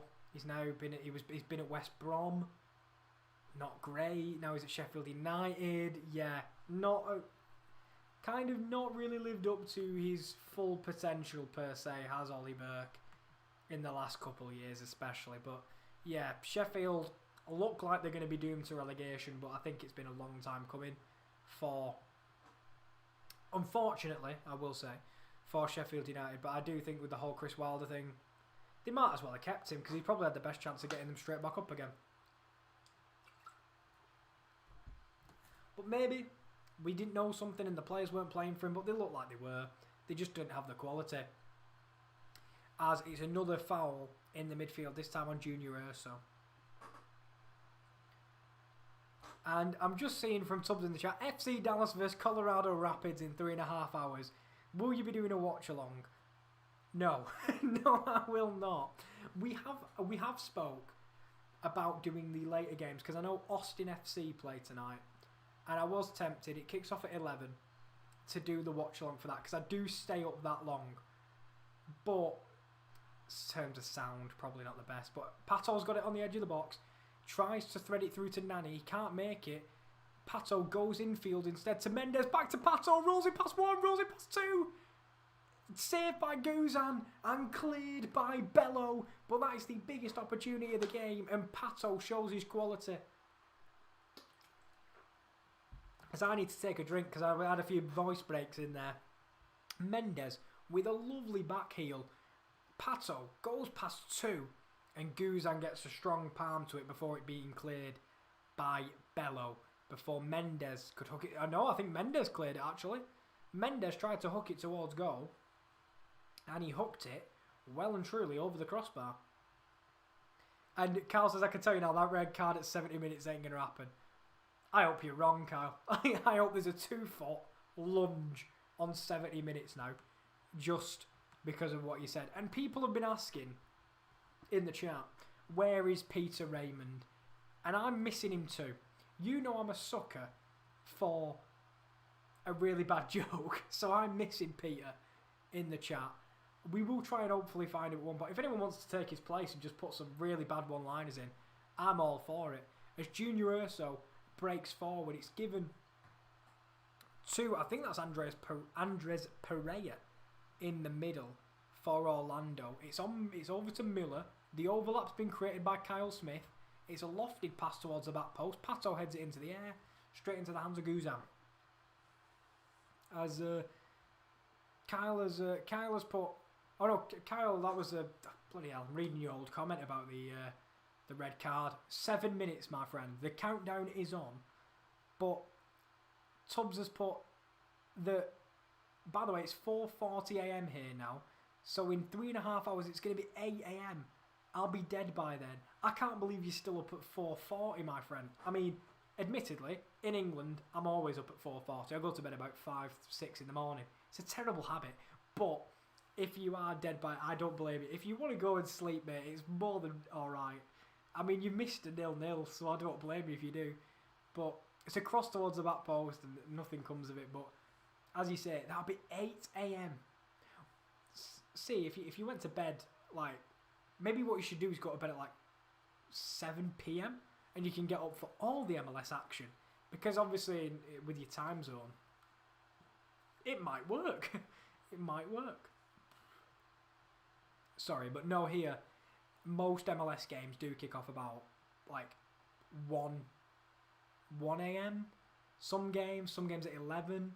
This game specifically at 8, even though we had, Kyle will tell you, to start this stream was a right hassle because everywhere was telling me a different kickoff time. We didn't miss anything. I mean, I could have joined now and I wouldn't have missed anything.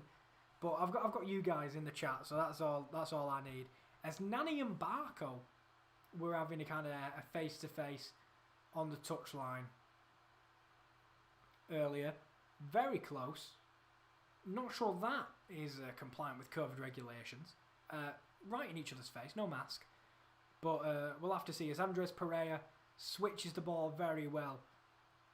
And now it'll be Mueller on the left wing. He's been the one player that shone for me tonight, and he drives in field and he's going to try and slip through Nani, but Nani had made the wrong run at the wrong time. But he is cheering up the players, the Orlando captain, with 25 minutes to go. He's the one that is trying to cheer up his teammates. And it's another foul off the ball, this time by Ruan. And we've got 4 minutes till the watch-along, till the watch-along red card bingo, which Daz left after 50 minutes. He didn't want to stick till the end and see, unless he's still here, then it's nice to see you, Daz, but it's the fact that you've not spoke since the 50th minute now, and I'm just thinking that maybe you just didn't like it. As there is a sub in the game, and the substitute will be Mulroney, the Irish name, which I learnt today, off for Machop Chol, who is coming on off the bench for Atlanta United. Maybe inject a bit of pace, inject a bit of something different going forward, because there has been nothing, I've got to admit. Ezequiel Barco, in and around the box, has done some nice close control and some nice kind of, I want to say half chances, but they're not even that. So, unfortunately, nothing really created in the final third for Atlanta. Maybe Chop can be the difference as he enters the field. Sorry, Machop Chol is his name. As Tubbs has put, I'll still be watching the Sheffield United Wolves game. #football is life. It is what we do for sports. Absolutely unbelievable. If you're in England and you watch American football, if you're in America, you watch Premier League at 5 a.m. If you're Tubbs and you're watching football at 4:40 a.m. for some bloody reason, no matter where you are, what you do for bloody some sport. To be fair, it's like when the World Cup is in a bizarre place. It's the only time I will be up at 3:30 a.m. to be excited for maybe Japan, Paraguay, or something along them lines. Like, that's one thing that football does that not much else does in the world. As Ruan gets the run here on Barco, and he goes to shepherd it, but he forces Ruan into an error, and Barco running himself into the ground tonight. The guy I had my eye on from the start, a bit like you, Tubbs, is Ezequiel Barco, the Argentinian. But not put his stamp on the game yet. I don't think anyone has in general, to be honest with you. But Atlanta in and around the box as usual, but we just need a more clinical final ball from the players in the attacking thirds. I'm so sorry that this has been a really bad game, by the way.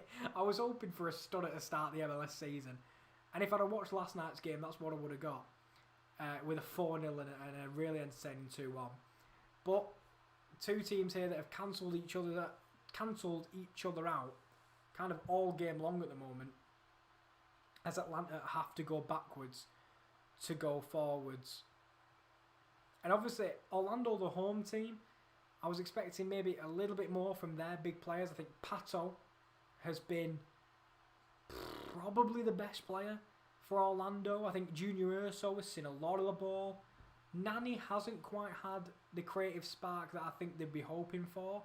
But Pato, when he's had the chances on the ball, that chance earlier where he rolled it past 2 or 3, that is exactly what that man can bring in the MLS this year, and they'll be hoping to see more often. I'm hoping to see myself a bit of Martinez, because I hope to see him at some point, because I'm really excited to see how he comes back, because he was one of the MLS's best players when he before he got injured. But Pereira tried to slot it through. It's back to Nani. It's a really nice switch to Ruan. Created some nice width as Ruan during this game. It's claimed by Guzan. And Guzan is giving a right mouthful.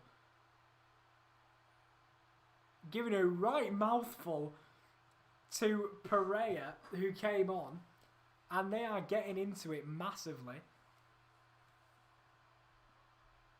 But Guzan has gone down injured now. I think he's claiming that there was an elbow in the ribs from... I think he's been a bit soft, to be honest. I think he's been a little bit soft, is Brad Guzan, as he came to claim the ball and Pereira came past him. But the experienced goalkeeper giving Pereira a piece of his mind. As Rolo BTW is in the chat. Hello, mate. How are you? I hope you're okay. I hope you're enjoying this game if you're watching it, or if you're enjoying any other game right now, because I know Wolves, Sheffield United are at the same time. Nice to see you, mate. Hopefully see you. Let us know how you're doing in the comments below. As Nani, the captain of Orlando, is going to be replaced. He is going to be replaced by Benji Michel, coming off the bench for Nani. In this one, with 20 minutes to go, Kyle, heartbreak all round. 70 minutes, and there's no bloody sign of a red card. So you're out of red card bingo. As Rolo from the UK, so am I, my friend, nice to see you. How do I watch the match live? It is on, if you go on Google, type in Free Sports, it'll come up with the Premier Sports app, or the Premier Sports website. You just go on their Free Sports section, you make an account, really quick and easy, you don't need to pay, you don't need to put payment information in, just a email, password, voila, Free Sports. You can watch various games. Tomorrow they've got the Old Firm on Free Sports, free of charge. So I'm watching on freesportslive.com. Or Premier Sports, but find their Free Sports section. As Kyle puts it in the chat, Free Sports. Thank you, mate. Good to see you. I'm doing brilliantly, mate. Who do you support? Let everyone know in the chat, because we've got various teams being represented in the chat. And if you have an MLS team, let us know in the chat. This is our first MLS watch-along, but I've enjoyed it, bar the game, I'll be honest. But hopefully more of these to come. As Orlando come forward, and there is a counter on it. Muller on the left, he's going to drill it back to Pato. It's a brilliant save by Brad Guzan. It is a brilliant save from Brad Guzan. It is drilled across the box by Muller. Pato prods it towards goal with his left foot. A fantastic reflex save from Brad Guzan.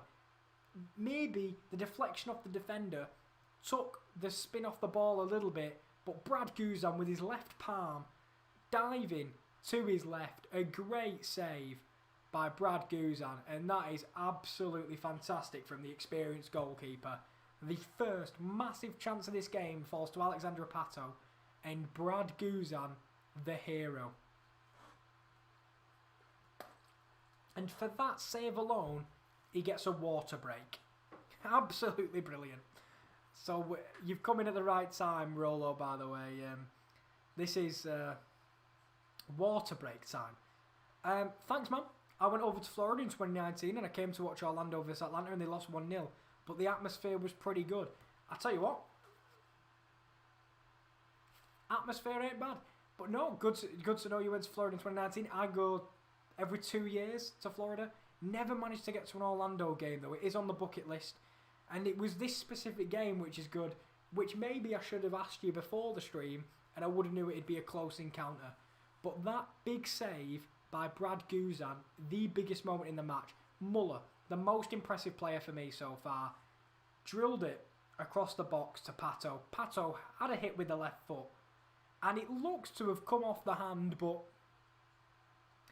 not really anything egregious. It's a good sliding tackle by the defender, Bello, and Brad Guzan makes an incredible save with a reflex save down to his left. But as I say, Rolo, mate, good to have you in the stream as always.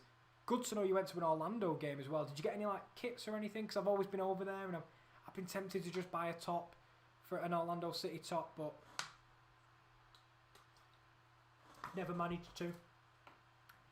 But definitely, I'd love to go when I go back to Orlando next year. I'm looking to get one of the shirts and go to a game because the stadium is bloody lovely. I will let you know. And there is going to be a couple of substitutions in this game. We will see Josef Martinez enter the fray, and he will replace Lisandro Lopez, the experienced Argentinian striker, being replaced for one of the MLS's best players when firing. It is Josef Martinez. It's good to see him back on the pitch. Quality striker. Wearing a mouthguard as well. And by the way, he is our thumbnail picture. Which, if you guys hadn't seen the thumbnail picture, it was the best thumbnail I think we've ever created on this channel. And maybe I'm biased, but for me it was the greatest thumbnail picture we've ever done. And Moreno is off as well for Franco Ibarra. So, Martinez is on, Ibarra is on. 2 changes for Atlanta. Will they make the difference? As Tubbs has put nearly swore. FFS. Going to be sunrise in a few minutes. It's awful, innit? Especially if the birds are chirping, lights coming through your window. I hope you can get to sleep, Tubbs, because it's going to be one of the most annoying things. But I guess, hopefully Wolves v Sheffield United has been worth it. Fingers crossed it's been worth it for you, mate. But Orlando Atlanta so far hasn't. But 15 minutes to go. As Rolo puts, yeah, I've still got the kit, but it's pretty small on me now. I completely understand that, mate. 2019, it's been 2 years. 2020 in the middle as well. I don't blame you if it's a little bit small. I have ordered a new football top, which is coming in the next couple of days, so that's another thing that's got me on. Maybe I need to go on Classic Football Shirts and order an Orlando one. Or in Minnesota. I did look for a Minnesota one, but there wasn't one there, unfortunately. But as he puts, yeah, Martinez scored when I came to watch. So yeah, as you say, Rolo, mate, I bet he was, on his day, he's a brilliant, brilliant centre forward, which I think could have made it in could have moved back to one of Europe's biggest leagues if he had the chance. And it's attempted through ball there to Pereira. Pato wins the ball back well. He says he's got clipped there, but the referee's not given anything. And he's still down, but Atlanta will not kick the ball out. They will keep playing. There seem to be a switch on there to Ezequiel Barco. But it's going to slow down for Atlanta. And they're going to come forward via the right-hand side. It's Chol on the right wing, and he's going to go back to the fullback. Bernaldo, Newcastle got Almiron from Atlanta. They did indeed. Almiron and Martinez were a fantastic combo. I think that's the year. Did they not win it? Did they win it with thingy? Did they win it with Almiron and Martinez, I think? But we'll have to see if they can kind of recreate that sort of chemistry this year with maybe Barco and Martinez or something like that. But Pato's gone down, and for me this does not look good at all because he went down off the ball. I don't think it was the challenge. I think it's when he plants his foot, he twists his knee. And this is worrying for Orlando. He's probably been their best player. But we're having to see, he's still on all fours at the moment. Physio has come on. Hopefully he's not injured, because that would not be a great way to start his Orlando career. And what has been a decent debut for the Brazilian forward, I've got to admit. As Bernaldo, yes, for football's sake, I am safe, thank you. But I feel like I caught it before I said the whole thing. For football's sake, I might use that in the future. But thanks, mate. I think I saved it. We do want to try and keep it so monetized. I mean, to a level it doesn't really matter. But also, keep it PG-13 at least with the language. But we should be all right. Gingerly. Pato is moving quite gingerly. I think he will be replaced. It's probably just to be safe, rather than risking the striker any longer in the game. But he appears to be moving a little bit better than he was when he was rolling around on the floor. As Rolo says, sorry, I had to go for a sec. My dog is attacked my cat. I hope nothing serious. But also, if you are still here, Rolo, please let me know your dog breed. I love a dog. I want a dog.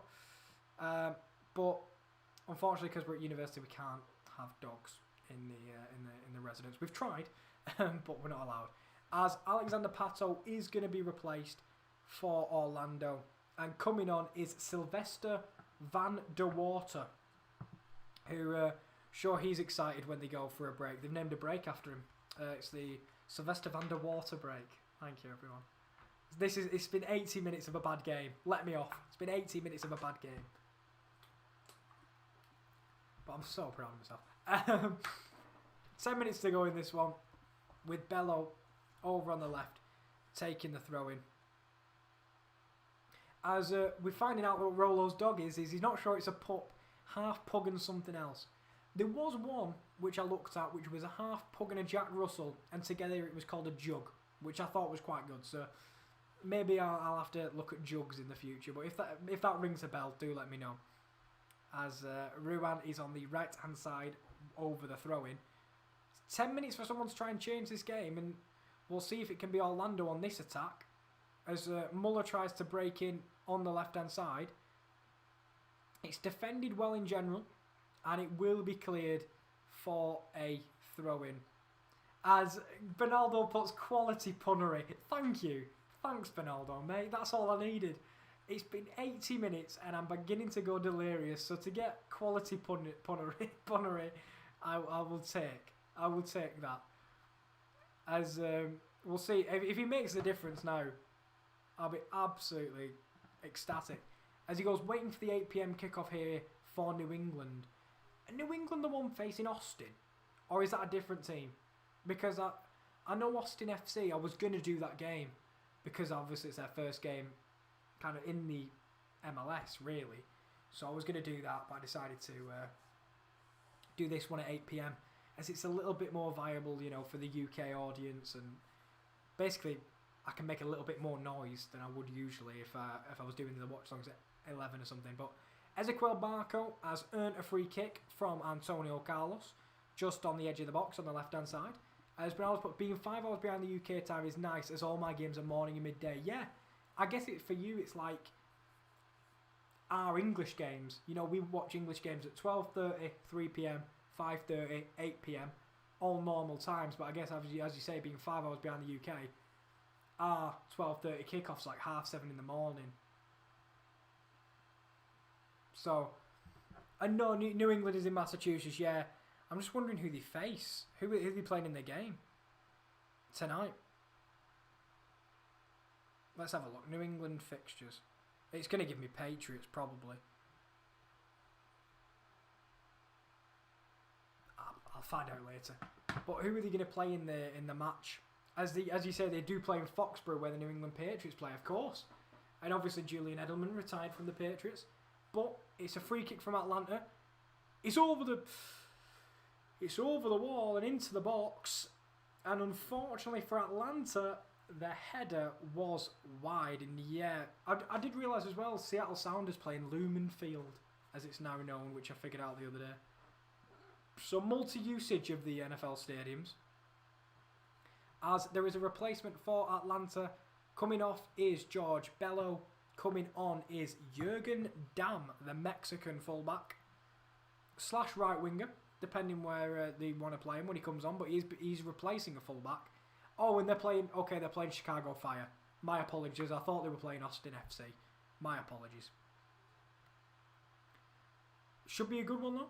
New England Revolution v Chicago Fire. I'm looking forward to watching some more of the games, getting to know a few of the teams, and getting to know a few of the players and who to really keep an eye on with these MLS fixtures continuing. But with 7 minutes to go, I'm still waiting for one person in this game to make the difference. Or are we going to see a 0-0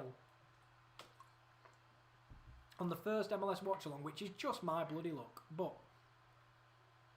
we'll see if anyone from either team can make the difference with just over 5 minutes to play.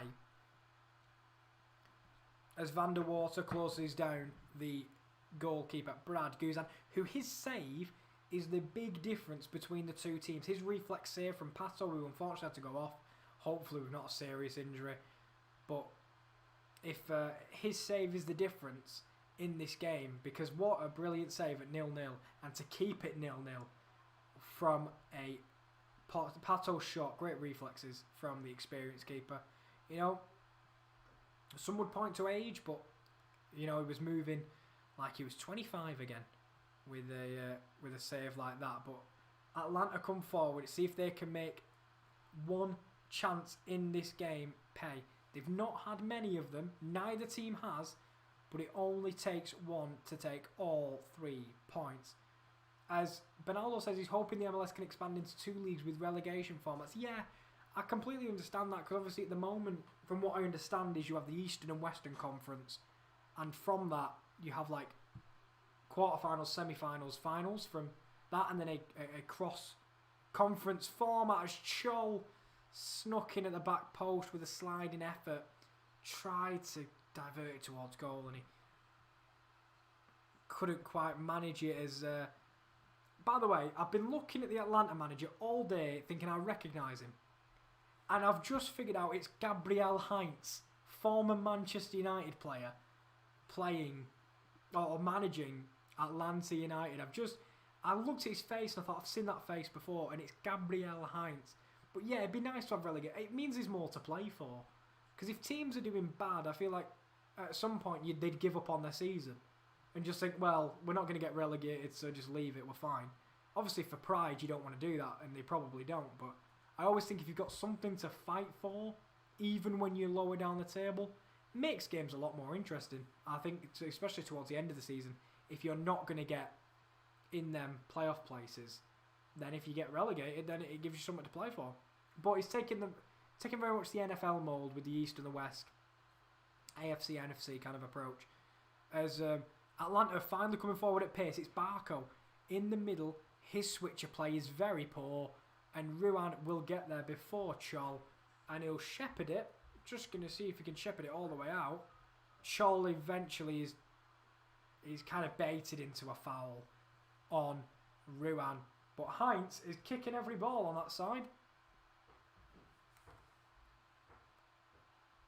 And it will be a free kick to Orlando deep in their own territory. Antonio Carlos, the centre-half, will stand over it.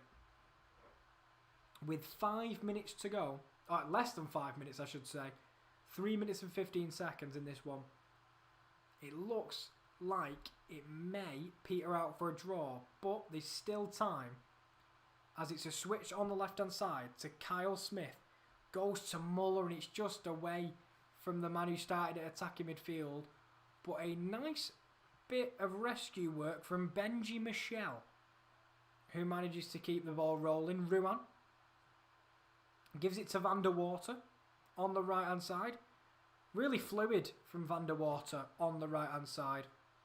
And I can't just gloss over that one. Anyway, Benaldo help me, mate. Benaldo help me, mate. As Ruan comes over and stands over the throw in deep in Atlanta's half. He's going to go for the long throw. He's not. He's baited us all. I think he is going to go for the long throw in the end. It's lofted up. First man misses it. It's headed back to Guzan. Did he keep it in play? The referee says yes. And Atlanta can come away with it. I'm not sure if he kept that in play, but Atlanta can benefit, and they've given the ball away immediately. It's Pereira over to Van der Water. chipped into the box, but nothing comes of it. He heads it, tries to go towards Muller, and it's just not great from Orlando. And Guzan has been put in a tight corner by his centre-half, but he manages to get it clear. Orlando seem to be the ones with the pressure on late in this game.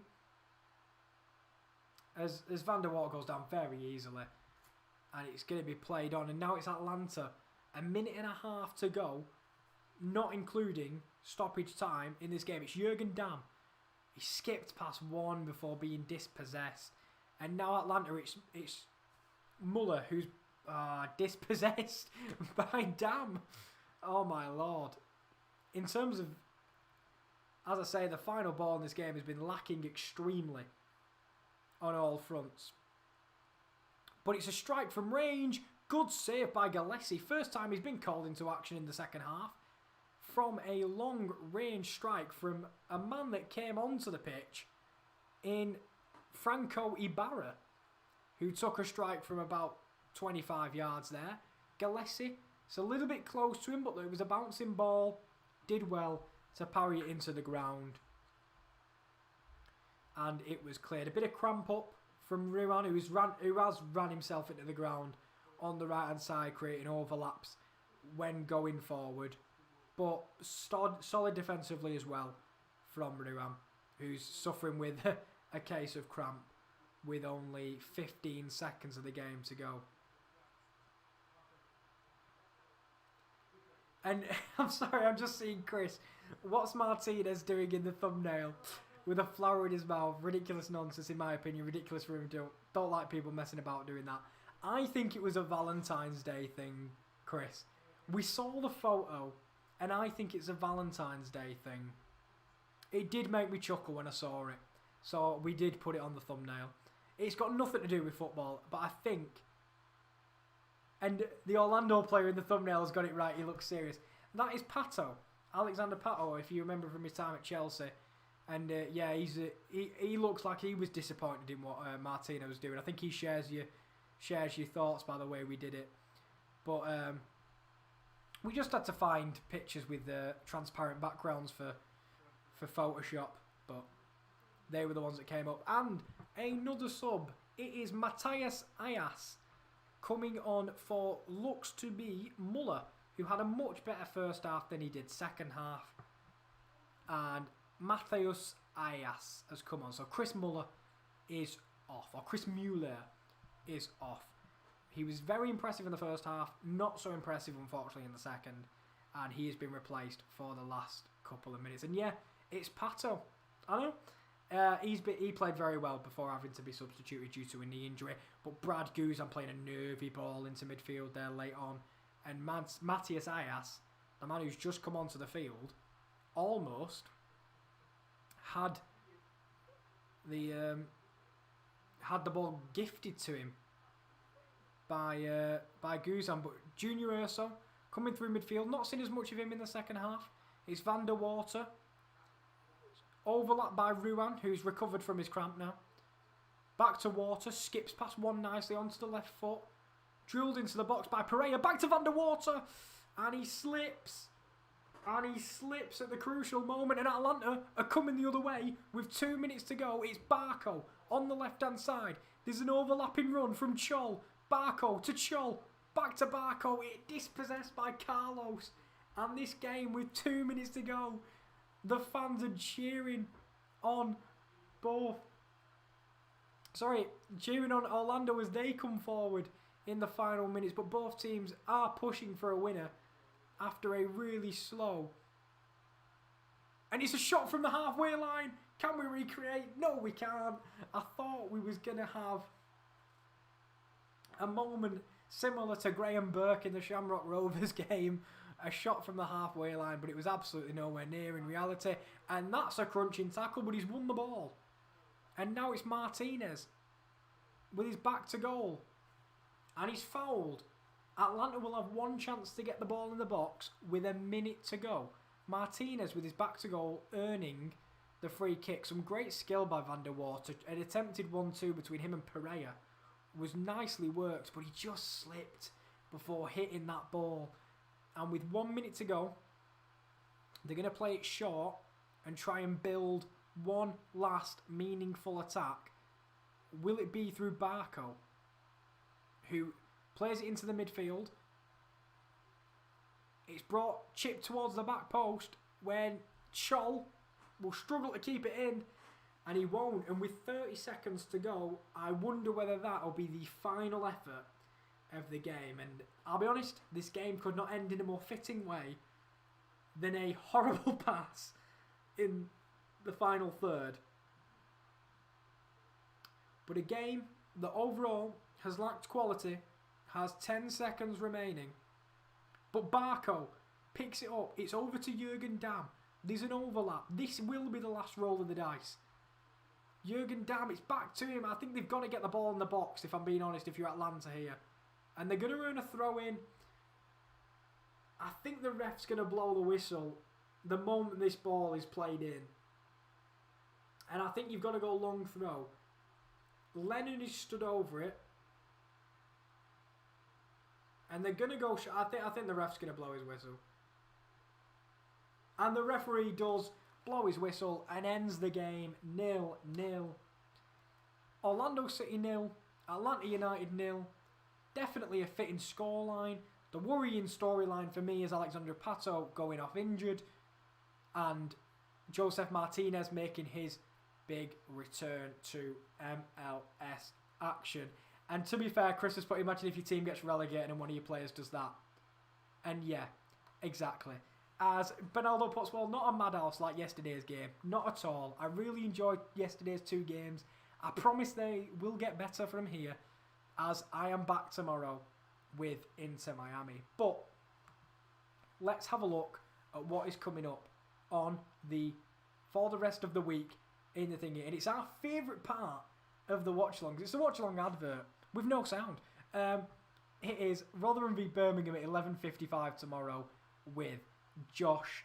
And then after that, it is F1 Emilia Romagna Grand Prix, 3 p.m, live reactions with Rome. We had to take off the old firm, but it's fine, because later that day it's Inter Miami versus LA Galaxy. It's got to be better than that. It has to be at 7:55. We will double check, by the way, on the score. But then Premier League of Darts is back with Josh all week long. All right, go on, Lionel. And then it's a Matchday 30 goal show with Kieran D, KL and Rowan, with all the Bundesliga teams that we support in Mainz, Gladbach, Dortmund, all on show in that showcase of Matchday 30. No Mainz. Oh yeah, no, it will be Mainz. Hertha won't be playing because of the COVID outbreak. But thank you, Kyle, for putting the link in the chat to the website. If you want to go to the website, the link is in the chat. If you are new, please like and subscribe. And if you're not, please follow the Twitter, the Instagram, and the YouTube. As Kyle puts, cheers, Kyle. Enjoy the rest of your night. Thank you very much, my friend. You too, Kyle. See you tomorrow night for, fingers crossed, a better game. This has been the Sports Corner. Thank you very much for watching, and I'll see you next time. Bye-bye.